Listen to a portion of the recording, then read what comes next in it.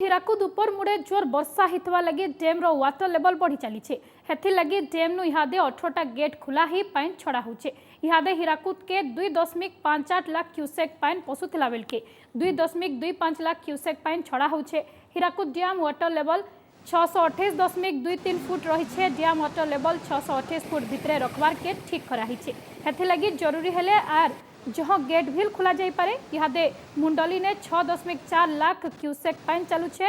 अतका गेट खुले भी मुंडली ने 7 लाख क्यूसेक पाइन पास करि पारबा।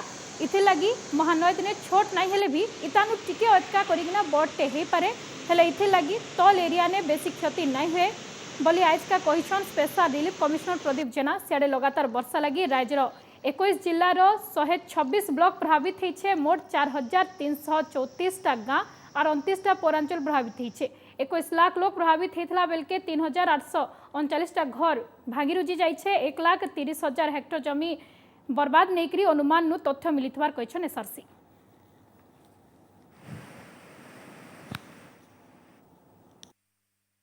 आमे जल संपद विभाग प्रमुख सचिव तांकर सर्वोच्च जंत्री एवं मुख्य जंत्री हीराकुद बन्या नियंत्रण जो मुख्य जंत्री अच्छा समस्ते आलोचना करी निष्पत्ति नहीं जे जल स्तर को सही 628 पाखापाखि रखाଯିव अधिक बढ़ेगा नहीं।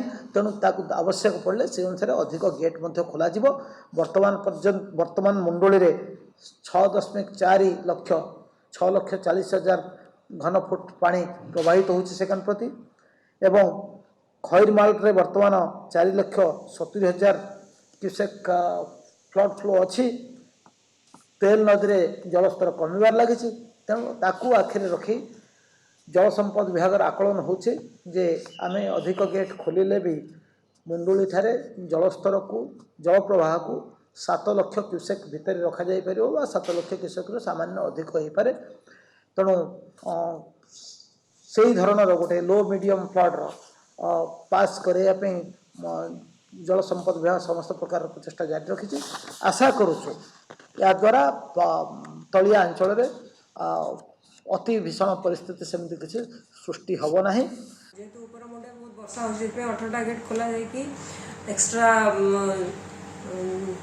वाटर ताकू ड्रेन आउट करने खोल जाए कि बाकी आउ केतेटा खोल जीव जदि आम एपर्यंत इनफॉरमेशन पाइनु तो ऊपर मुंडे जदि वर्षा अधिक हम हो पारे आउ गेट खोल जीव किंतु आम वर्तमान जिला स्तर में आम समस्त प्रकार प्रस्तुति करचु।